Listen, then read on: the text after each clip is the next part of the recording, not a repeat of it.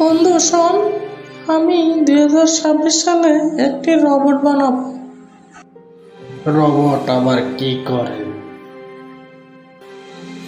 Robot কি করে তুই জানিস না? রোবট আমার কাজ করে দিবে, আমার চা বানিয়ে দিবে, কফি বানিয়ে দিবে, বাজার করে দিবে। তাহলে তোর বউর দরকার হবে না। একদম, রোবট বল কোনো ঝগড়া নাই।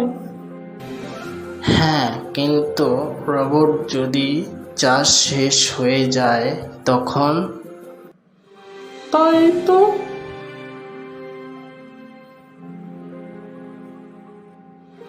এখন আবার আমাকেই রান্না করতে হবে। তাই বলি